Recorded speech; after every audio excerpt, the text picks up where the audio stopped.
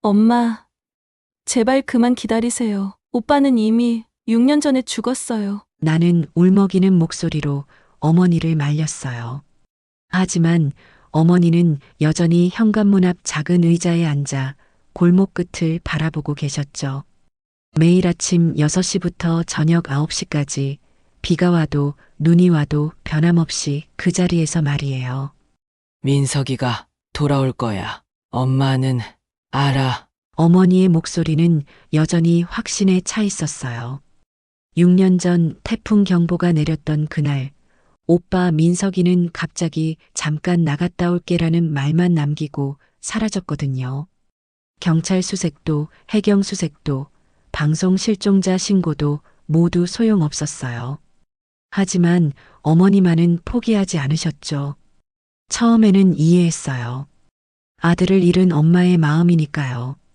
하지만 1년이 지나고 2년이 지나고 이제 6년이라는 세월이 흘렀는데도 어머니는 여전히 기다리고 계셨어요. 엄마, 병원에 가세요. 정신과 상담이라도. 너는 왜 이렇게 오빠를 포기하려 하니?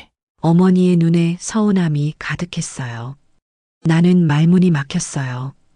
포기가 아니라 현실을 받아들이자는 건데 어머니에게는 그것조차 배신처럼 느껴지시는 것 같았거든요. 그날도 어머니는 새벽부터 현관 앞에 나가 앉으셨어요. 동네 사람들은 이미 포기한 듯 그냥 지나쳤지만 가끔 아는 분들이 아직도 기다리세요? 라고 물으면 어머니는 당당하게 대답하셨어요. 기다리는 게 아니라 맞이하는 거예요. 우리 민석이가 돌아오는 걸 말이에요. 나는 그런 어머니를 보며 가슴이 답답했어요. 어떻게 해야 어머니를 설득할 수 있을까 고민하던 중 회사 동료가 한마디 했어요. 너희 엄마 마음을 이해해봐. 시체도 못 봤는데 어떻게 포기하겠어? 맞는 말이었어요. 오빠의 시신은 끝내 발견되지 않았거든요. 실종 신고만 되어 있을 뿐 법적으로는 아직 실종자 상태였어요. 그래서 어머니는 더욱 희망을 놓지 못하시는 건지도 몰랐어요. 어느 날 나는 어머니가 기다리시는 그 골목 끝에 가서 앉아봤어요. 어머니가 매일 무엇을 보고 계시는지 알고 싶었거든요. 골목 끝은 큰 도로와 연결되어 있었고 그 너머로는 바다가 보였어요. 오빠가 사라진 바로 그 바다 말이에요. 혹시 그때 갑자기 생각이 났어요. 오빠가 사라지기 전날 뭔가 이상했던 일들이 말이에요. 평소보다 심각한 표정으로 전화 통화를 하더니 내일 중요한 일이 있다고 말했던 기억이 떠올랐거든요. 나는 집으로 돌아가서 오빠 방을 다시 살펴봤어요. 6년 동안 어머니가 고스란히 보존해 놓으신 그 방을 말이에요. 책상 위, 옷장 안, 침대 밑까지 꼼꼼히 뒤졌어요. 그러다 책상 서랍 깊숙한 곳에서 작은 수첩을 발견했어요. 수첩에는 오빠의 글씨로 이상한 내용들이 적혀 있었어요. 해안가 폐공장 수상한 사람들 목격, 밤마다 트럭이 드나듦, 경찰서에 신고해야 하나? 위험할 수도 있음. 혼자 가지 말 것. 마지막 페이지에는 날짜가 적혀 있었어요. 오빠가 사라진 바로 그날이었죠. 신고하러 간다. 혼자는 위험하니까 경찰과 함께. 나는 온몸에 소름이 돋았어요. 오빠가 뭔가 위험한 일에 휘말렸을 가능성이 있다는 거였거든요.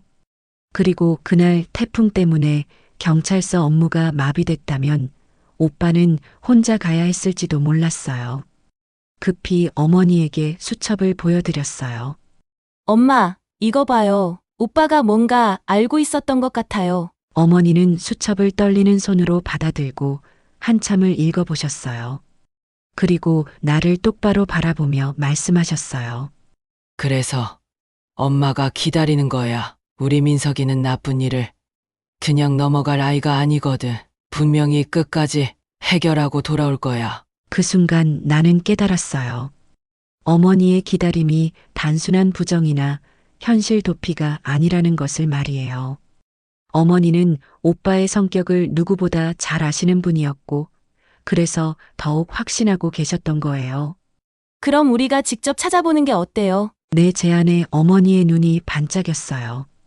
정말 네, 오빠가 갔을 만한 곳들을 다시 찾아보고 당시 상황을 다시 조사해봐요. 6년이 지났지만 놓친 단서가 있을지도 몰라요. 그날부터 우리는 본격적인 수색에 나섰어요. 어머니는 더 이상 현관 앞에서만 기다리지 않으셨어요. 대신 나와 함께 오빠의 발자취를 따라가기 시작했죠. 첫 번째로 간 곳은 수첩에 적힌 해안가 폐공장이었어요. 6년이 지난 지금도 그곳은 여전히 폐허 상태였지만 주변을 자세히 살펴보니 이상한 점들이 보였어요. 여기 타이어 자국이 아직도 남아있네. 그리고 저기 감시 카메라도 있어. 혹시 당시 영상이 남아있을까? 우리는 희망을 품고 주변을 더 자세히 조사하기 시작했어요. 어머니의 얼굴에는 6년 만에 처음으로 진짜 희망이 떠올랐어요. 그날 밤 어머니가 말씀하셨어요. 민주야, 고마워. 엄마 혼자서는 할 수 없는 일이었어. 엄마가 포기하지 않으셔서 가능한 일이에요. 저도 이제 알겠어요. 오빠를 기다리는 게 맞는 것 같아요. 어머니의 6년간의 기다림이 이제야 진짜 의미를 찾아가는 것 같았어요. 단순히 기다리는 것이 아니라 진실을 찾아가는 여정의 시작이었던 거예요. 그날 밤 나는 처음으로 마음 편히 잠들 수 있었어요. 오빠를 포기하지 않고 기다려주신 어머니 덕분에 우리에게 새로운 희망이 생겼거든요. 어머니의 기다림은 헛된 것이 아니었어요. 그것은 사랑의 다른 이름이었고 포기하지 않는 엄마의 마음이었어요. 그리고 그 마음이 결국 우리를 진실에 한 걸음 더 가까이 데려다 줄 거라는 확신이 들었어요. 해안가 폐공장 조사를 시작한 지 일주일 후 우리는 놀라운 사실을 발견했어요. 공장 근처 편의점 사장님이 6년 전 그날 밤의 일을 기억하고 있었거든요. 아, 그날 밤 태풍 때문에 난리였는데 말이야. 편의점 사장님은 50대 중반의 친절한 분이었어요. 새벽 2시쯤 됐을 거야. 갑자기 젊은 남자 하나가 뛰어들어왔어. 온몸이 흠뻑 젖어서 전화 좀 빌려달라고 하더라고. 어머니와 나는 숨을 죽이고 들었어요. 그 사람이 어떻게 생겼는지 기억나세요? 키가 크고 단정한 인상이었어. 그런데 표정이 심각했지. 마치 뭔가 큰일을 당한 것 같더라고. 어머니가 조심스럽게 오빠 사진을 보여드렸어요. 혹시 이 사람인가요? 사장님이 사진을 자세히 보더니 고개를 끄덕였어요. 맞아요. 바로 이 사람이에요. 분명히 기억나. 우리는 서로를 바라봤어요. 오빠가 분명히 여기까지는 온 거였어요. 그분이 무슨 전화를 했는지 기억나세요? 112에 신고 전화했어. 그런데 태풍 때문에 연결이 안 되더라고.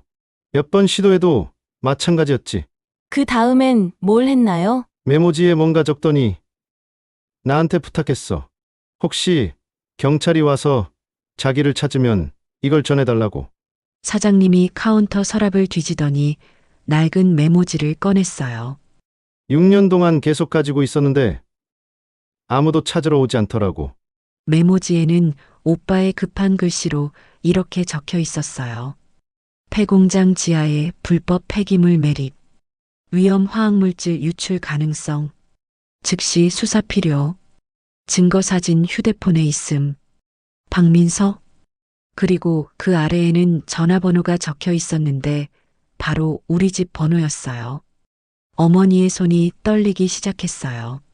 우리 민석이가 정말 여기 있었구나. 그분이 그 후에 어디로 갔는지 보셨나요? 다시 폐공장 쪽으로 가더라고. 나는 위험하니까 그만두라고 했는데 자기가 증거를 더 확보해야 한다면서. 사장님의 말을 듣고 우리는 급히 폐공장으로 향했어요. 이번엔 더 자세히, 더 꼼꼼히 살펴봤죠. 공장 뒤편에는 실제로 지하로 내려가는 계단이 있었어요. 6년 동안 풀과 나무가 우거져서 거의 보이지 않았지만 자세히 보니 계단 입구가 있었거든요. 민주야, 여기 뭔가 이상해. 어머니가 계단 옆 풀숲을 가리켰어요. 거기에는 낡은 휴대폰이 반쯤 묻혀 있었어요. 이게 오빠 핸드폰 아닌가? 휴대폰은 심하게 손상되었지만 케이스를 보니 분명히 오빠가 쓰던 것이었어요. 화면은 깨져 있었고 물에 젖어서 작동하지 않았죠. 전문가한테 가져가서 데이터 복구해보자. 다음 날 우리는 휴대폰 수리점에 갔어요. 사장님은 상태가 너무 안 좋다며 걱정스러워했지만 최선을 다해보겠다고 했어요. 일주일 후 놀라운 소식이 왔어요. 일부 사진과 동영상 파일을 복구했습니다. 화질이 좋지는 않지만 내용은 확인할 수 있을 거예요. 복구된 파일들을 보는 순간 우리는 말을 잃었어요. 거기에는 폐공장 지하에서 불법적으로 화학 폐기물을 매립하는 장면들이 생생하게 담겨 있었거든요. 밤늦은 시간, 트럭으로 운반되는 드럼통들, 그리고 그것들을 땅에 묻는 사람들의 모습까지 모든 게 찍혀 있었어요. 이거 완전히 불법이네. 환경오염은 물론이고 주변 지하수까지 오염될 수 있어. 하지만 가장 충격적인 건 마지막 동영상이었어요. 오빠가 촬영하다가 들킨 순간의 영상이었거든요. 야, 너 누구야? 왜 여기서 촬영하고 있어? 거친 목소리들이 들렸고 이어서 큰 소음과 함께 영상이 끊어졌어요. 어머니가 울기 시작했어요. 우리 민석이가 이런 위험한 일에 휘말렸구나. 엄마, 이제 경찰서에 가야 해요. 이 증거들을 가지고 우리는 바로 경찰서로 향했어요. 담당 형사는 복구된 파일들을 보고 놀라워했어요. 이건 정말 중요한 증거네요. 6년 전에 이런 게 있었다면 그때 왜? 제대로 수사하지 않았나요? 내 목소리에 분노가 섞였어요.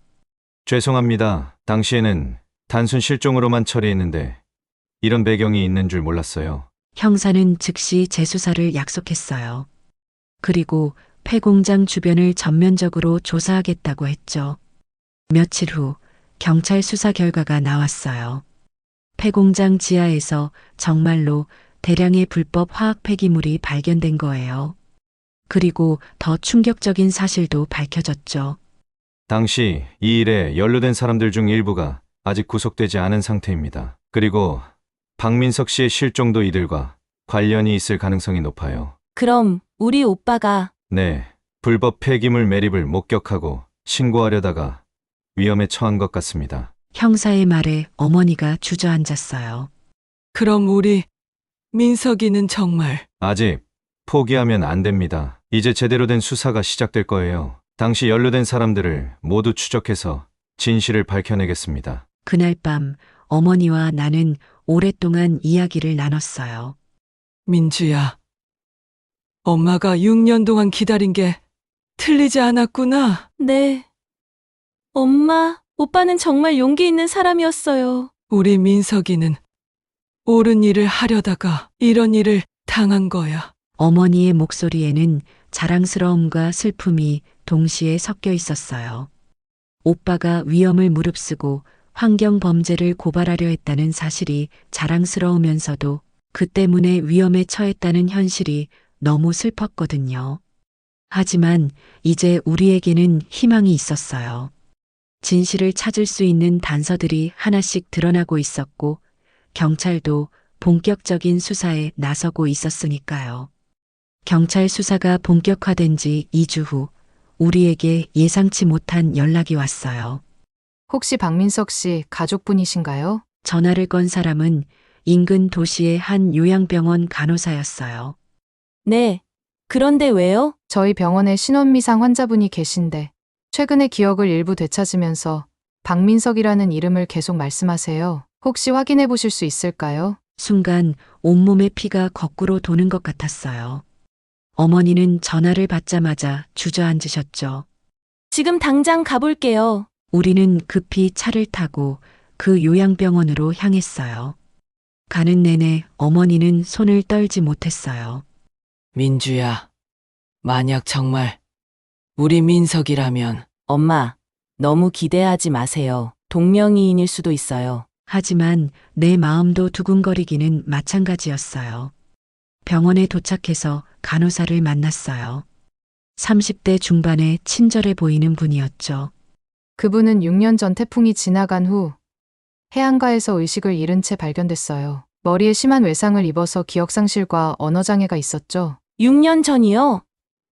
네, 신원을 확인할 만한 물건이 전혀 없었고 의식도 없어서 신원미상으로 분류됐어요. 처음 몇 년간은 거의 식물인간 상태였고요. 간호사가 우리를 병실로 안내했어요. 최근 들어 조금씩 의식이 돌아오기 시작했는데 가끔 민석, 엄마, 집에 가야 해 이런 말들을 중얼거리세요. 병실 문을 열고 들어가는 순간 어머니가 비명을 질렀어요. 민석아, 침대에 누워있던 남자는 많이 말랐고 머리에는 수술 흉터가 있었지만 분명히 우리 오빠였어요. 6년 전보다 훨씬 야위고 수염이 자랐지만 그 얼굴을 어떻게 못 알아보겠어요. 오빠! 나도 눈물이 쏟아졌어요. 어머니는 오빠 손을 붙잡고 흐느껴 우셨죠. 민석아. 엄마야, 엄마가 왔어. 오빠가 천천히 눈을 떴어요. 초점이 없는 눈으로 우리를 바라보더니 입을 움직였어요. 엄마, 목소리는 거의 들리지 않을 정도로 작았지만 분명히 엄마라고 했어요. 의사 선생님이 들어와서 설명해 주셨어요. 외상성 뇌손상으로 인한 기억상실입니다. 다행히 최근 들어 뇌 기능이 조금씩 회복되고 있어요. 하지만 완전한 회복까지는 시간이 필요할 것 같습니다. 기억은 언제쯤 돌아올까요? 개인차가 있지만 가족들의 꾸준한 관심과 사랑이 가장 좋은 치료입니다. 그날부터 어머니와 나는 매일 병원에 갔어요. 어머니는 오빠에게 어릴 때 이야기들을 들려주셨고 나는 가족 사진들을 보여드렸어요. 처음에는 반응이 거의 없었어요. 하지만 일주일 정도 지나자 조금씩 변화가 보이기 시작했어요. 민주야, 오빠가 내 이름을 불렀을 때 나는 기쁨에 울었어요. 네. 오빠, 저예요. 민주. 너 많이 컸네. 말은 어눌했지만 분명히 기억이 돌아오고 있었어요. 며칠 후 오빠가 갑자기 불안해하기 시작했어요. 신고해야 해. 뭘 신고해야 하는데? 나쁜 사람들, 독성 물질. 오빠의 말이 점점 명확해졌어요. 폐공장에서 목격했던 일들을 기억해내고 있는 것 같았거든요. 오빠. 진정해. 이미 경찰이 수사하고 있어. 하지만 오빠는 계속 불안해했어요. 위험해. 나 때문에 가족들이. 그때 의사 선생님이 충격적인 사실을 알려주셨어요.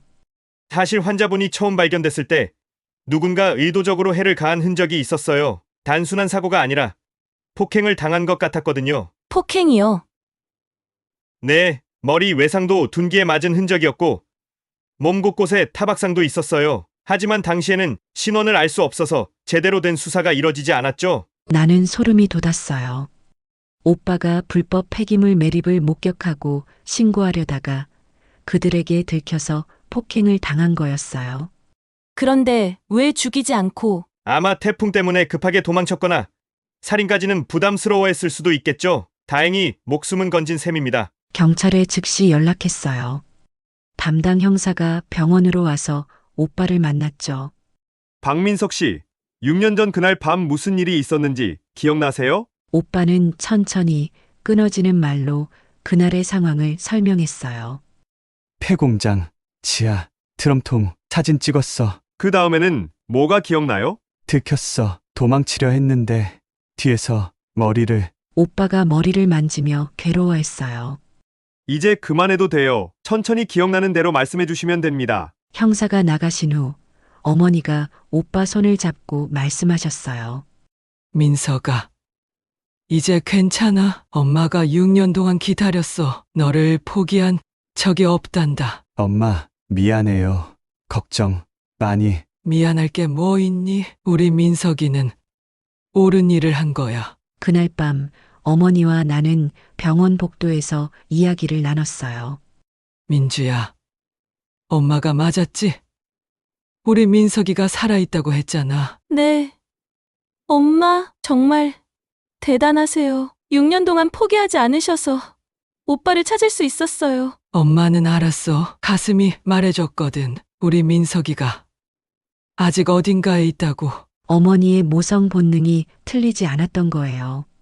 모든 사람이 포기했을 때도 어머니만은 끝까지 믿고 기다려주셨던 거죠. 이제 우리에게는 새로운 희망이 생겼어요. 오빠를 찾았을 뿐만 아니라 그를 해친 범인들을 찾을 단서도 생겼거든요. 오빠의 증언과 복구된 증거들로 진실이 하나씩 밝혀지고 있었어요. 어머니의 6년간의 기다림이 기적을 만들어낸 거였어요. 오빠가 병원에서 회복하는 동안 경찰 수사는 급속도로 진전됐어요. 오빠의 증언과 복구된 휴대폰 증거를 바탕으로 6년 전 불법 폐기물 매립에 관련된 사람들이 하나씩 붙잡히기 시작한 거예요. 첫 번째로 체포된 건 당시 폐공장을 관리하던 김모 씨였어요. 그는 처음에는 발뺌했지만 오빠가 촬영한 동영상 증거 앞에서는 어쩔 수 없었죠. 네, 맞습니다. 그때 그 청년을 봤어요. 우리가 작업하는 걸 몰래 촬영하고 있더라고요. 경찰서에서 김 씨의 자백이 시작됐어요. 처음에는 그냥 쫓아내려고 했는데 휴대폰에 영상이 다 찍혀 있더라고요. 그래서 패닉 상태였죠. 그래서 어떻게 했습니까? 제가 직접 한 건 아니에요. 정 사장이 부하들을 시켜서. 김 씨의 증언으로 더 큰 물고기가 드러났어요. 정모 사장이라는 인물이 이 모든 일의 배우였던 거예요. 며칠 후 정 사장이 체포됐어요.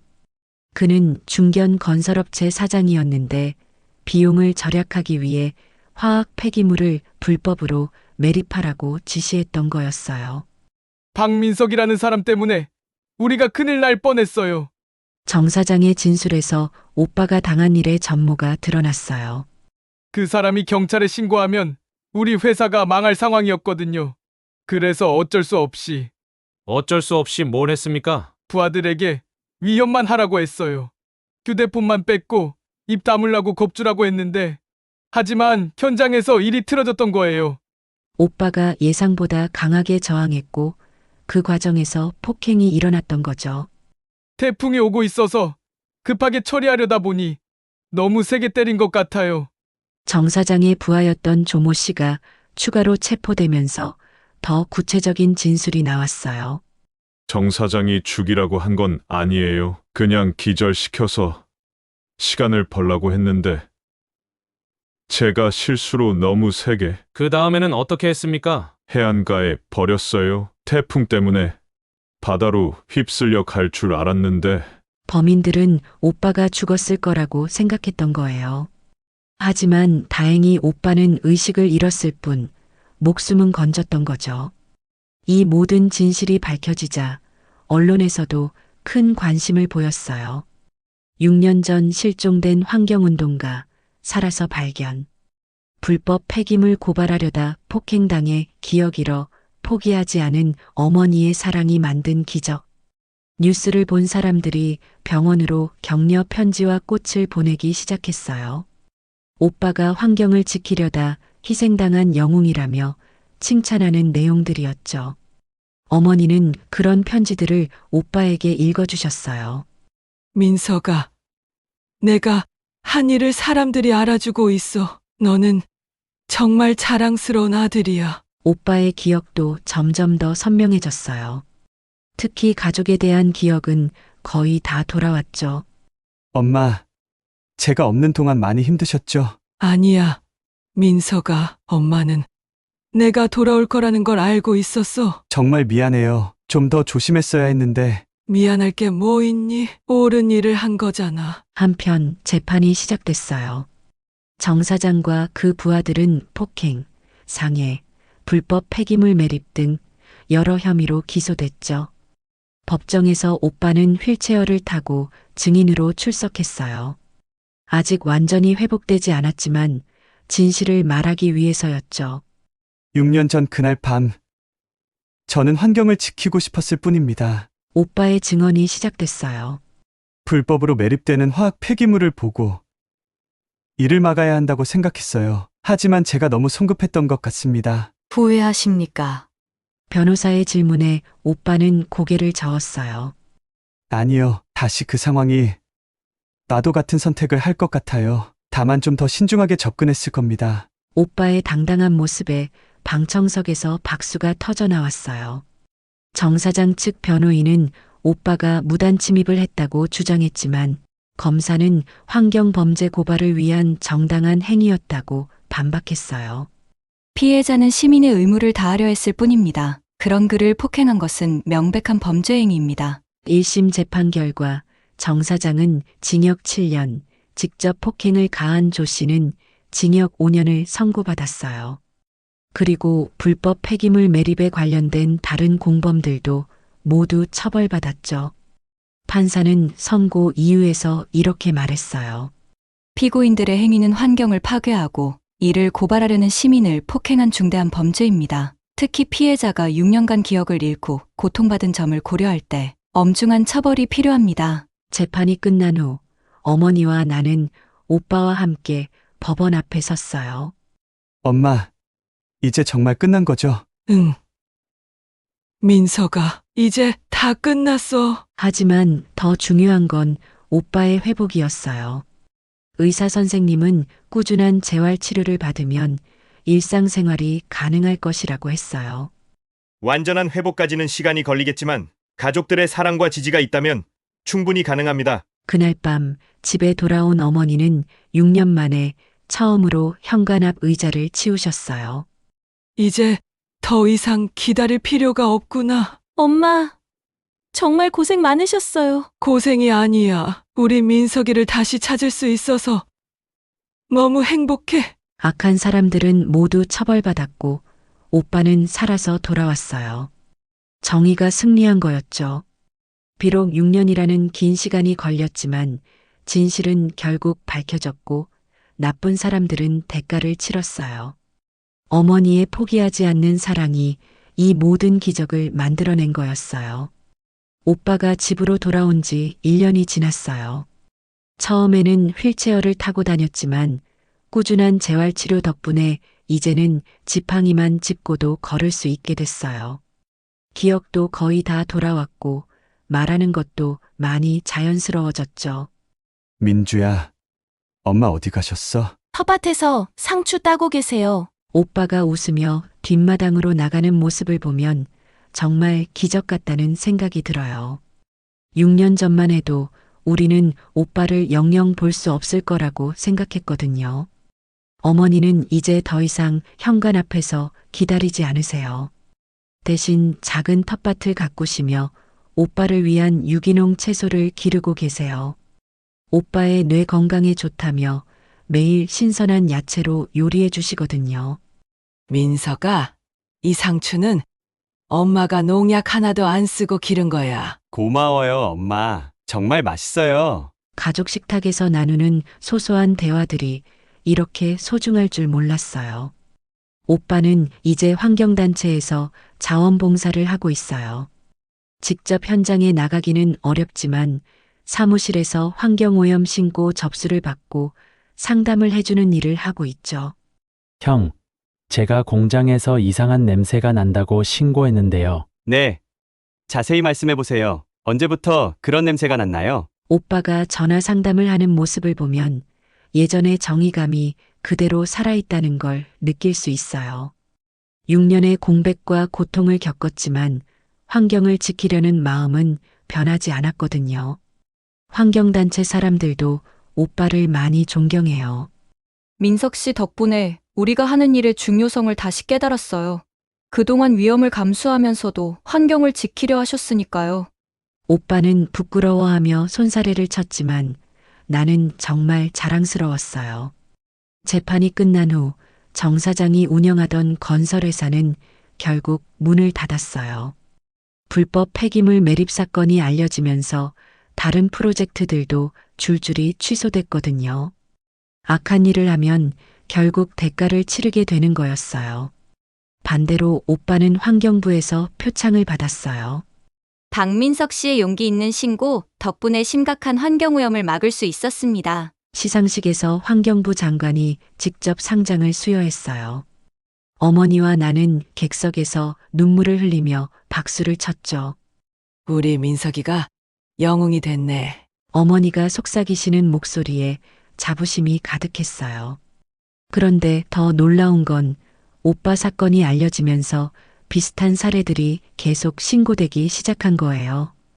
오빠의 용기가 다른 사람들에게도 힘을 준 거였죠.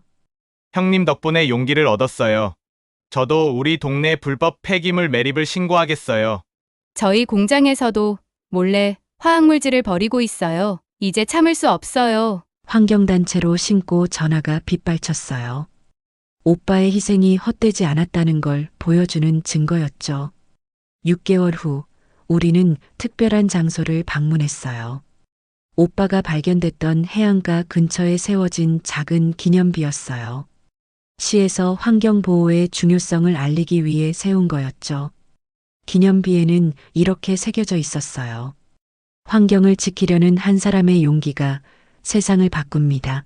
박민석 씨의 희생을 기리며. 오빠, 이거 보세요. 오빠 이름이 새겨져 있어요. 오빠는 기념비를 만져보며 조용히 미소 지었어요. 내가 한 일이 이렇게 기억될 줄은 몰랐어. 당연하죠. 오빠는 정말 대단한 일을 한 거예요. 그때 어머니가 우리에게 다가오셨어요. 민석아, 민주야, 엄마가 할 말이 있어. 뭐예요, 엄마? 6년 동안 엄마가 기다린 건 단순히 민석이가 돌아오기만을 바란 게 아니었어. 어머니의 목소리가 진지해졌어요. 엄마는 믿었어. 우리 민석이가 옳은 일을 했다는 걸. 그리고 그 진실이 언젠가는 밝혀질 거라는 걸. 엄마? 포기하지 않는다는 건 단순히 기다리는 게 아니야.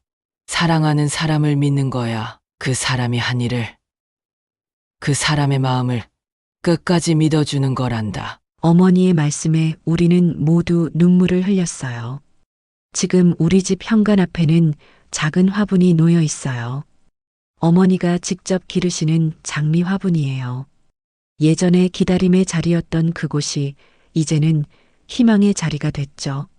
이 장미는 민석이가 돌아온 걸 기념해서 심은 거야. 어머니가 장미에 물을 주시며 말씀하세요. 매년 5월이면 활짝 피어나는데 볼 때마다 기적 같다는 생각이 들어. 오빠도 이제 환경단체에서 강연을 하기 시작했어요. 전국 각지의 학교와 단체를 다니며 환경보호의 중요성을 알리고 있죠. 여러분, 작은 용기가 큰 변화를 만들 수 있습니다. 오빠의 강연을 들으러 온 사람들은 모두 감동받아 눈물을 흘려요. 포기하지 않는다면 정의는 반드시 승리합니다. 최근에는 오빠의 이야기가 다큐멘터리로도 제작됐어요. 제목은 엄마의 기다림이었죠. 어머니의 6년간의 기다림과 우리 가족의 이야기를 다룬 내용이었어요. 다큐멘터리를 본 많은 사람들이 감동의 편지를 보내왔어요. 어머님의 사랑에 감동받았습니다. 포기하지 않는 것이 얼마나 중요한지 깨달았어요. 우리도 환경보호에 더 관심을 가져야겠어요. 이제 우리는 진짜 가족이 됐어요. 6년의 아픔을 딛고 더 단단해진 가족 말이에요. 매일 저녁 우리는 함께 산책을 해요. 어머니와 오빠 그리고 나. 3명이 손을 잡고 동네를 한 바퀴 도는 거예요. 엄마, 고마워요. 저를 포기하지 않아 주셔서. 민석아, 엄마는 절대 포기할 수 없었어. 너는 엄마의 전부니까. 그런 어머니와 오빠를 보면 나는 정말 행복해요. 기다림은 단순한 인내가 아니었어요. 그것은 사랑의 다른 이름이었고 믿음의 증거였어요. 어머니의 6년간의 기다림이 만들어낸 기적, 그것이 바로 우리 가족의 이야기예요.